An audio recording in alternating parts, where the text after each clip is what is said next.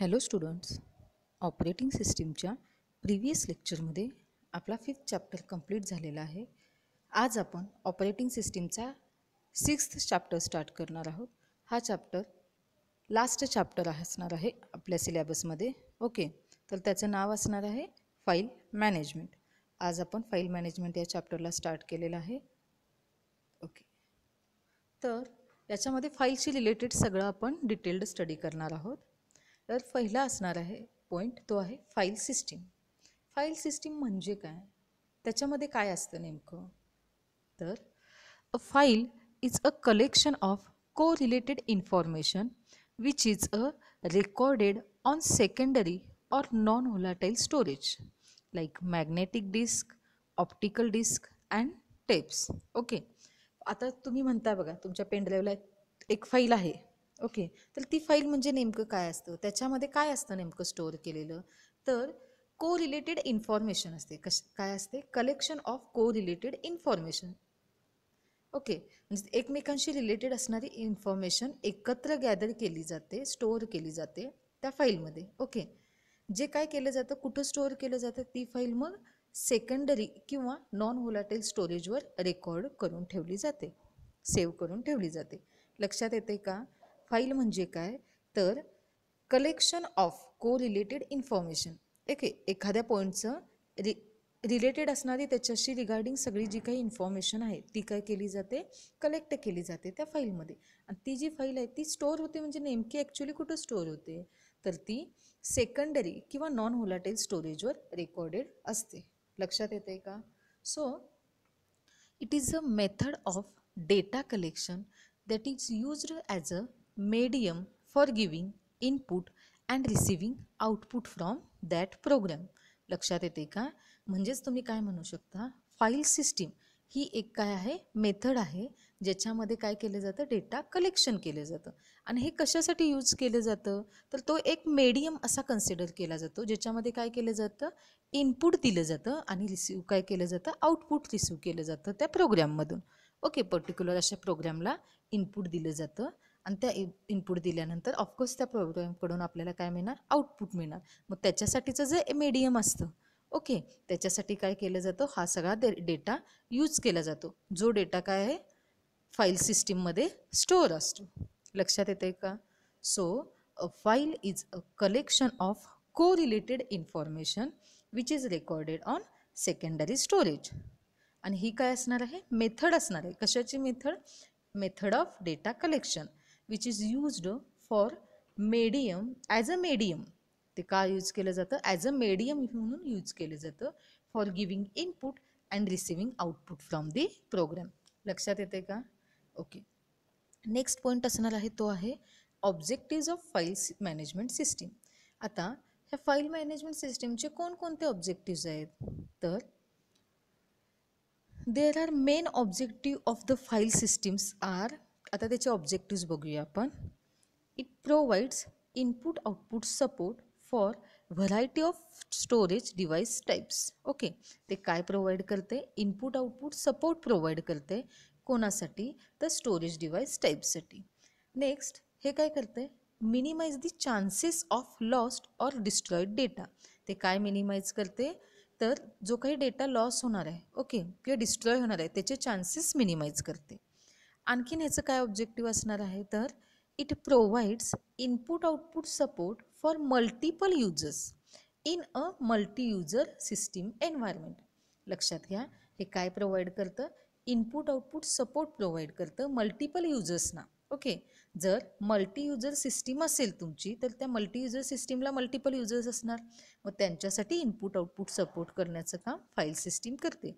आणखीन कोणाला ते इनपुट आउटपुट सपोर्ट करतं, तर डिफरंट स्टोरेज डिव्हाइस टाईप्सना. लक्षात येतं आहे. नेक्स्ट आणखीन हे काय करतं, तर लॉस ऑफ डेटा किंवा डिस्ट्रॉय डेटा होते त्याचे जे काही चान्सेस असतात ते मिनिमाइज करण्याचं काम कोण करतं, file system. So these are the objectives of file management system. Okay, next point बघूया आपण, that is properties. Properties of file system. काय काय प्रॉपर्टीज असतील, तर files are stored on disk or other storage, okay, and do not disappear when a user logs off. ही काय झाली, first property झाली फाईल सिस्टीमची. ओके, म्हणजे जेव्हा एखादी फाईल डिस्कवर स्टोअर केली किंवा दुसऱ्या स्टोरेजवर स्टोअर केली, तर जरी त्या युजरनं कम्प्युटर काय केला, लॉग ऑफ केला, लॉग आउट झाला, तरी ती काय होत नाही, डिसअपिअर होत नाही किंवा रिमूव्ह होत नाही. ओके, ती ॲज इट इज राहते. लक्षात येते का? नेक्स्ट, ही त्याची फर्स्ट प्रॉपर्टी.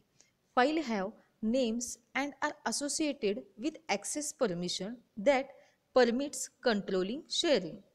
ओके, म्हणजेच काय, पर्टिक्युलर फाईलला त्याचं असं युनिक नेम असतं. ओके, आणि ते काय करतं, ॲक्सेस परमिशन प्रत्येकाला असोसिएट केलेली असते, म्हणजे कोण ते ॲक्सेस करू शकेल ती फाईल त्याच्यासाठी. ही त्याची सेकंड प्रॉपर्टी झाली. नेक्स्ट प्रॉपर्टी असणार आहे, files could be arranged or more complex structure to reflect the relationship between them. Okay, ते फाईल काय करते माहिती काय, जर एखादं कॉम्प्लेक्स स्ट्रक्चर असेल तर त्यावेळी ते असं अरेंज करते की त्याच्यामध्ये असणारं जे काही रिलेशन असणार आहे ते काही रिफ्लेक्ट होईल, म्हणजे काय होईल, समजण्यासाठी इझी होईल. So these are the properties of file system. तर आता आपण नेक्स्ट पॉईंट बघूया, तो आहे फाईल ॲट्रिब्यूट्स. आता आपण जी काही फाईल सिस्टीम बघतोय त्या फाईल्सचे नंबर ऑफ ॲट्रिब्यूट्स असणार आहेत, राईट. तर ते कोणकोणते ॲट्रिब्यूट्स असतील त्या फाईल सिस्टीमचे? नेम, आयडेंटिफायर, त्याचं लोकेशन, ते कोणत्या टाईपची फाईल आहे, त्याची साईज काय आहे, त्याचं प्रोटेक्शन म्हणजे कोण ते ॲक्सेस करू शकतं, परमिशन त्याला कोणाकोणाला दिलेली आहे त्या फाईलची. नेक्स्ट, त्याची टाईम, डेट, सिक्युरिटी, ते कधी आपण क्रिएट केली एखादी फाईल किंवा कधी डिलीट केली किंवा एखादी फाईल कधी शेअर केली, ह्याचा सगळं काय असणार आहे, डिटेल्ड इन्फॉर्मेशन असणार आहे. So these are the attributes of file system. Okay, तर आता नेममध्ये काय असणार आहे, a file has a name and data. बरोबर, आता नेममध्ये काय असणार ते बघूया. It is the only information stored in a human readable form. Okay, name त्या फाईलला दिलेलं असते. ते का दिलेलं असते, कारण ह्युमन इझिली काय करू शकेल, तो रीड करू शकते, अशा फॉर्ममध्ये काय केलं जातं, नेम दिलं जातं. सो ओनली इन्फॉर्मेशन स्टोर्ड, ते जे काही फाईल असणार आहे त्याला दिलेलं फाईलचं जे नेम असणार आहे ते कसं असणार आहे, तर ह्युमन रिडेबल फॉर्ममध्ये असलं पाहिजे. ओके, नेक्स्ट आहे ते आहे आयडेंटिफायर. आता आयडेंटिफायर म्हणजे काय, तर every file is identified by a unique tag number within a file system known as an identifier. Identifier म्हणजे काय, प्रत्येक फाईल जी असणार आहे ती काय, तिला काय असणार आहे, तिचा असा युनिक टॅग असणार आहे, त्यामुळे आपण काय करू शकतो, ती इझिली आयडेंटिफाय करू शकतो. सो प्रत्येक फाईल जिला युनिक असा टॅग नंबर असणार आहे त्या फाईल सिस्टीममध्ये, ते शोधण्यासाठी जो युनिक टॅग असतो आयडेंटिफाय करण्यासाठी, त्याला काय म्हटलं जातं, आयडेंटिफायर म्हटलं जातं. आणि नेम म्हणजे काय, ते अशा फॉर्ममध्ये असतं जे ह्युमन इझिली रिडेबल करू शकेल, अशा फॉर्ममध्ये दिलेलं असतं. नेक्स्ट आपण बघितलं ते होतं लोकेशन. मग लोकेशन म्हणजे काय, points to file located on device, म्हणजे डिव्हाइसमध्ये कोणत्या पॉईंटला ती फाईल स्टोअर केलेली आहे, ओके, रेकॉर्डेड आहे, त्याचं लोकेशन फाइंड आउट होतं. नेक्स्ट आहे ते आहे टाईप. मग टाईप म्हणजे काय, तर हा जो काही ॲट्रिब्यूट असणार आहे त्याला काय लागणार आहे, सिस्टीम. ओके, हा जो ॲट्रिब्यूट असणार आहे ते कोणासाठी असणार आहे, तर तो सिस्टीमसाठी असणार आहे, जो काय करतो, त्या सिस्टीमला डिफरंट कोणकोणत्या टाईप्सच्या फाईल सपोर्ट करतात त्याच्यासाठी टाईप्स असतो.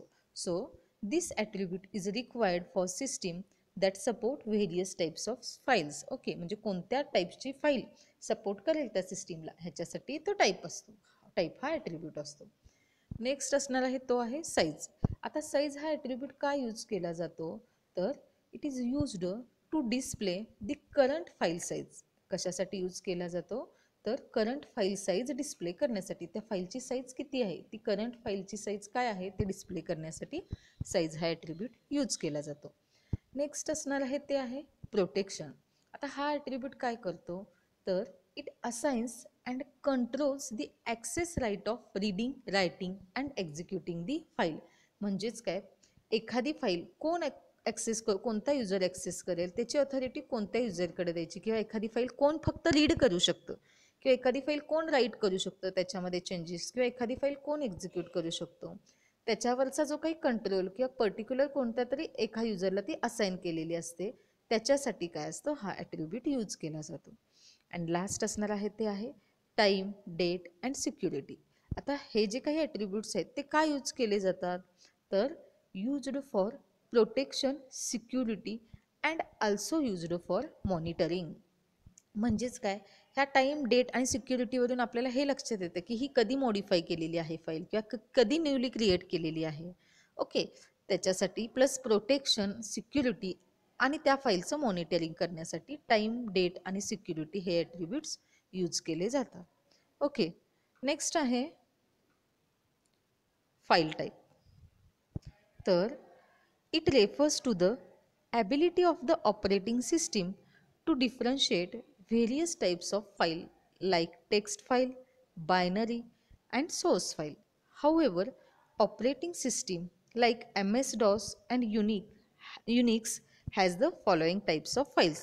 आता म्हणजेच काय, ह्या फाईल्स ज्या असणार आहेत त्याचे नंबर ऑफ टाईप्स असणार आहेत. त्यातील फर्स्ट आहे ते आहे कॅरेक्टर स्पेशल फाईल, नेक्स्ट आहे ते आहे ऑर्डिनरी फाईल, नेक्स्ट आहे directory file and last one आहे ते आहे स्पेशल फाईल्स.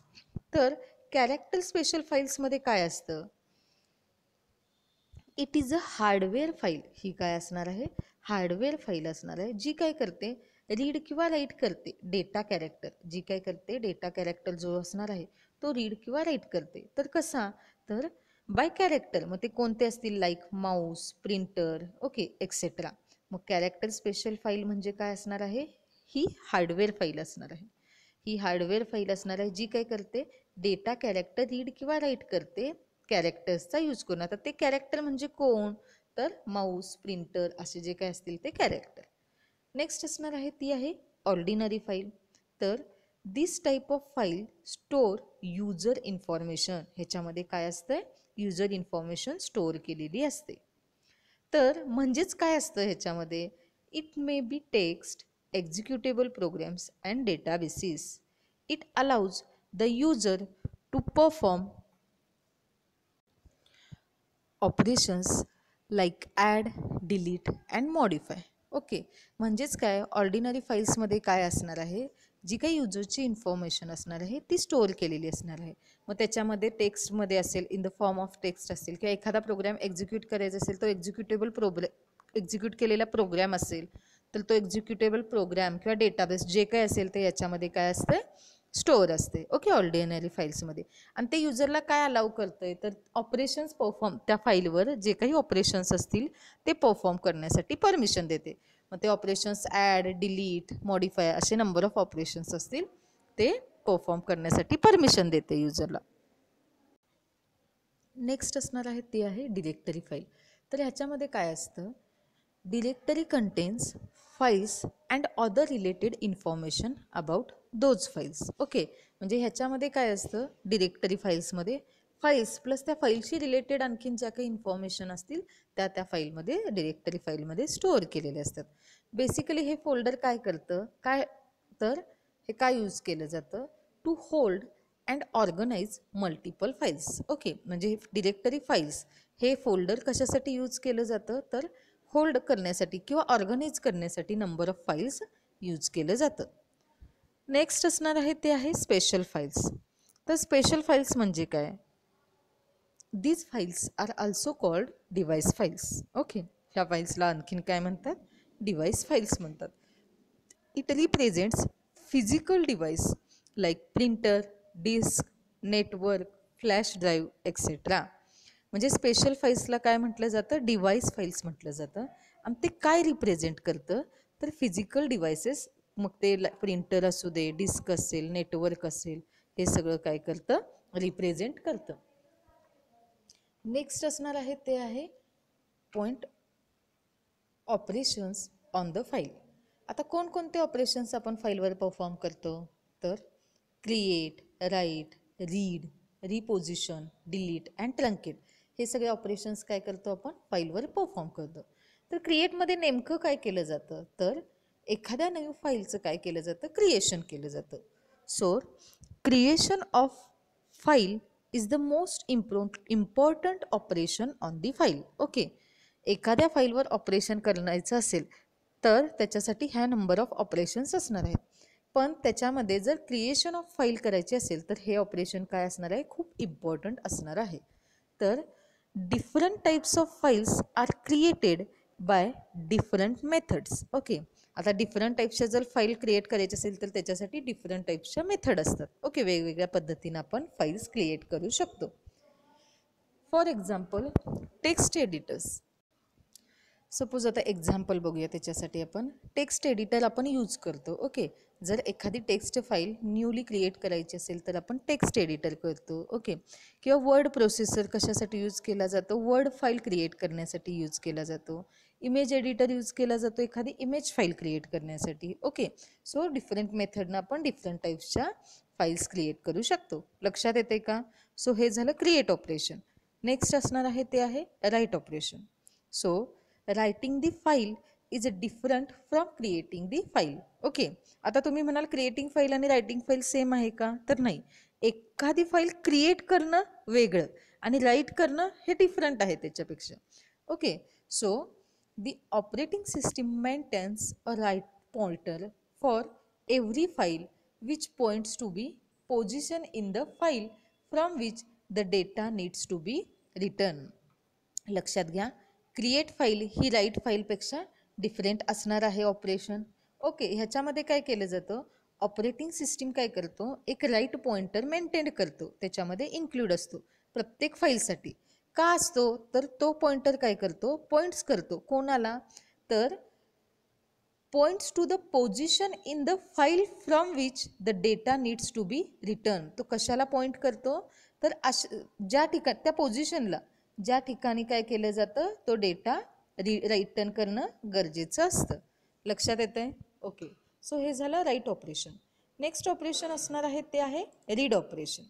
तर रीड ऑपरेशन कशासाठी यूज केलं जातं? Every file is open in 3 different modes. प्रत्येक फाईल काय केली जाते? 3 डिफरंट मोड्समध्ये ओपन केली जाते.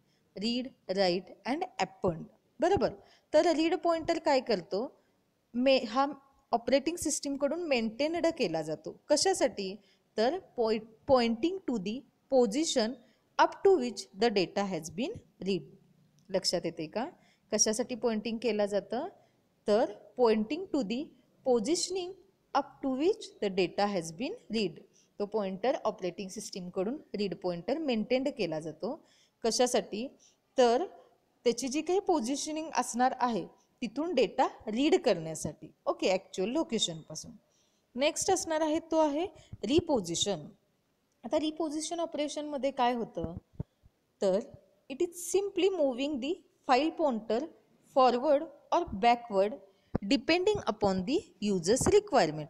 It is also called as seeking. Okay, reposition ऑपरेशनलाच काय म्हटलं जातं? सिकिंगसुद्धा. सिकिंग हे ऑपरेशन म्हणून नेम कन्सिडर केलं जातं. ओके, तर हे कशासाठी यूज केलं जातं?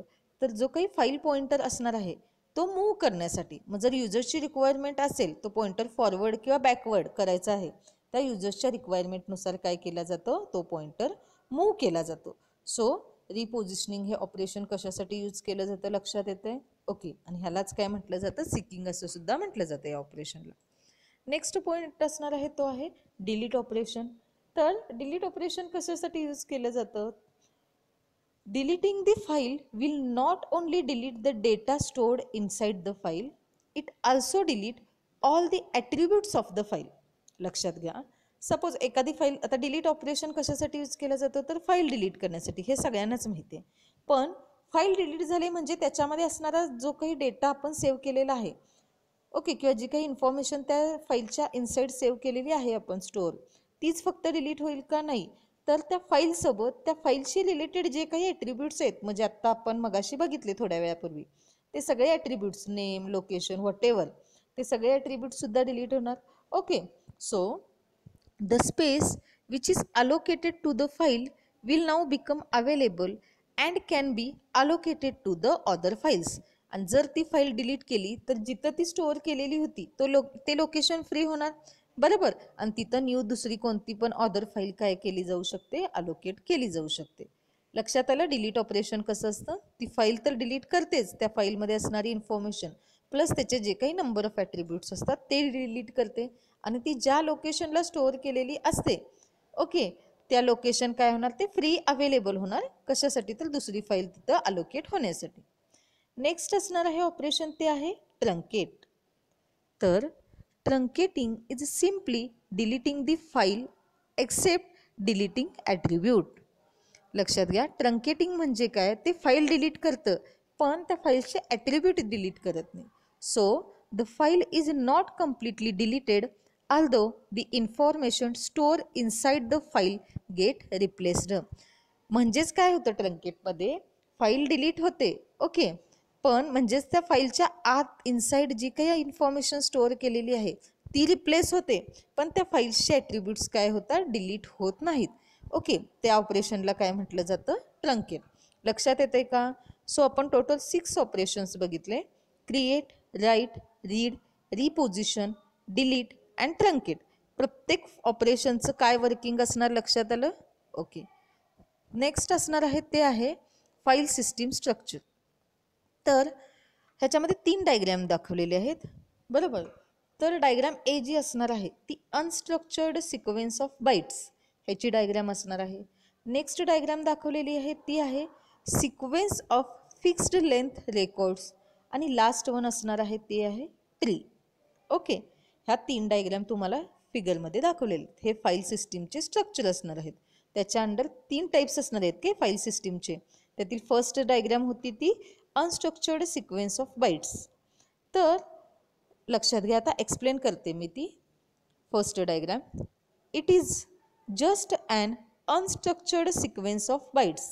हा काय आहे, सिक्वेन्स ऑफ बाईट्स आहे पण तो अनस्ट्रक्चर्ड आहे. So it is unstructured sequence of bites.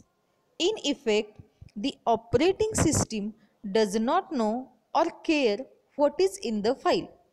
तर ह्याच्यामध्ये काय होतं, ऑपरेटिंग सिस्टीमला माहितीच नसतं की ह्याच्यामध्ये काय आहे किंवा त्याच्याबद्दल ते जास्त विचार करत नाही, त्याच्या सिक्युरिटीबद्दल. Okay, does not care what is in the file, त्या फाईलमध्ये काय आहे त्याच्याबद्दल. All it sees are bytes, ते सगळे काय ॲज अ बाईट्स दिसतात. Any meaning must be imposed by user level program. Both Unix and Windows 1918 use this approach. आता हे जे असणार आहे अनस्ट्रक्चर्ड सिक्वेन्स बाईट्स, हे काय असणार आहे, तर ह्याच्यामध्ये जे काही नंबर ऑफ ब्लॉक्स दाखवलेले आहेत, ओके, त्याचा सिक्वेन्स नसणार आहे. तर ऑपरेटिंग सिस्टीमला हे माहीतच नसतं की ते जे काही तुम्हाला फर्स्ट फिगर दाखवलेली आहे ह्या सिक्वेन्समध्ये नेमकी काय काय स्टोअर आहे, ओके, हे माहीत नसतं. किंवा जरी माहिती असेल तर त्याच्या सिक्युरिटीबद्दल ते जास्त विचार करत नाही. ते जस्ट ॲज अ बाईट्स असं कन्सिडर करतं, ते जस्ट बाईट आहे असं कन्सिडर करतं. ओके, तर हा जो फॉर्मॅट असणार आहे फाईल टाईपचा अनस्ट्रक्चर्ड सिक्वेन्स ऑफ बाईट्स, हा कोणाकडून यूज केलेला आहे, तर युनिक्स आणि विंडोज 1918 यांनी हा अप्रोच यूज केलेला होता. लक्षात येतं आहे? ओके. नेक्स्ट डायग्राम असणार आहे ती आहे sequence of fixed length records. Next असणार आहे ती आहे sequence of fixed length record. तर ह्या मॉडेलमध्ये काय होतं, a file is sequence of length records each with same internal structure. Okay, create to the idea of a file being a sequence of records is the idea that the read operation returns on one record and the write operation overwrite or appends on one record. म्हणजे ह्याच्यामध्ये काय होतं माहिती आहे का, सगळं सिक्वेन्शियली होतं आणि जे काही नंबर ऑफ बाईट्स असणार आहेत त्या प्रत्येक ब्लॉकचं काय असणार आहे, त्याची अशी फिक्स्ड लेंथ असणार आहे. ओके, पहिल्या ह्याच्यामध्ये काय होतं, अनस्ट्रक्चर्डमध्ये होतं, ज्याच्यामध्ये काय होतं, एकतर ऑपरेटिंग सिस्टीमला माहिती नसतं की ते सिक्वेन्शियली आहे का की नाही आहे. जरी माहिती असेल तर त्याच्याबद्दल तो काय करत नाही, जास्त केअर करत नाही. ओके, तर सेकंड असणार आहे याच्यामध्ये काय असतात, जे काही नंबर ऑफ ब्लॉक्स असणार आहेत ते काय आहेत, फिक्स्ड लेंथ असणार आहेत, प्लस त्यांचं जे काही रेकॉर्ड असणार आहे त्याच्यामध्ये ते सिक्वेन्शियली असणार आहे. लक्षात येते का? ओके. नेक्स्ट असणार आहे ती आहे ट्री स्ट्रक्चर्ड. नेक्स्ट डायग्रॅम आहे ती आहे ट्री स्ट्रक्चर्ड डायग्रॅम. म्हणजे मेन पॅरेंट असणार, पॅरेंटचे चाइल्ड, पुन्हा त्याचे चाइल्ड. ओके, असं ट्री तयार झालं. लक्षात येते? जसं तुमचं झाड, एका झाडाला नंबर ऑफ रूट्स, पहिला एक मूळ असणार, बरोबर, एक झाड त्याला नंबर ऑफ काय असणार, पुन्हा ब्रँचेस असणार. तसंच इथं काय एक पॅरेंट आहे, पॅरेंट नोड त्याला आणि पुन्हा नंबर ऑफ चिल्ड्रन्स, त्या चिल्ड्रन्स आणि पुन्हा नंबर ऑफ चिल्ड्रन्स असं असणार आहे. सो त्याला काय म्हटलं जातं, ट्री स्ट्रक्चर म्हटलं जातं. थर्ड जे तुमची डायग्राम दिसते ना त्याला ट्री स्ट्रक्चर म्हणतात. In this organization a file consist of tree of records. याच्यामध्ये काय केलं जातं, त्या फाईलमध्ये ॲज अ ट्री सारखं काय केलं असतं, नंबर ऑफ रेकॉर्ड्स असतात. So a file consist of tree of records, not necessarily all the same length, each containing a key field in fixed position in the record. आता याच्यामध्ये सगळेच same लेंथची असणं गरजेचं नाही आहे, मात्र प्रत्येकाकडे काय असतं, एक की फील्ड असते. कोठे असते तर त्याच्या पर्टिक्युलर की पोझिशनला जिथं ते रेकॉर्ड असतं. लक्षात येते का? याच्यामध्ये जे काही नंबर ऑफ तुम्हाला ब्लॉक्स दिसायला लागलेत त्यांची जी काही लेंथ आहे ती सेम पाहिजेच असं नाही, पण प्रत्येकाकडे की फील्ड पाहिजे जी कुठं पाहिजे, त्यांच्या की फिक्स्ड पोझिशनला जिथं रेकॉर्डेड आहे. Okay, so the tree is sorted on the key field to allow rapid searching for a particular key. त्या की फील्डमुळे फायदा काय होतो, ह्या ट्री सर्चमध्ये जर तुम्हाला एखादा पर्टिक्युलर सर्चिंग करायचं असेल तर ते सर्च ती फील्ड तुम्ही इझिली करू शकता त्या कीचा यूज करून. लक्षात येते का टी स्ट्रक्चरमध्ये काय होतं? ओके, मी पुन्हा एकदा सांगते. फाईल सिस्टीमचे 3 स्ट्रक्चर बघितले, unstructured, sequence of byte, sequence of fixed length आणि ट्री. त्याच्यामध्ये ट्रीचं मी परत काय सांगते एकदा. ह्याच्यामध्ये काय होतं, ट्री ऑफ रेकॉर्ड त्या फाईलमध्ये स्टोअर केलेला असतो आणि ह्याच्यामध्ये त्या जे काही नंबर ऑफ ब्लॉक्स दाखवले त्याची प्रत्येकाची लेंथ सेम असणं गरजेचं नाही आहे, पण प्रत्येक ब्लॉक काय कंटेंट करतं, इन्क्लूड असतं प्रत्येक ह्याच्यात, तर की फील्ड. कशासाठी तर ते रेकॉर्ड कुठं आहे ते एक्झॅक्ट त्याची फिक्स्ड पोझिशन त्याच्यामुळे माहिती होते. सो एखादा पॉईंट जर एखादा आपल्याला सर्च करायचं असेल, एखादा फील्ड सर्च करायचं असेल तर तो आपण रॅपिडली पटकन काय करू शकतो, ते कीचा यूज करून सर्चिंग करू शकतो. लक्षात येतंय का? Okay, thank you.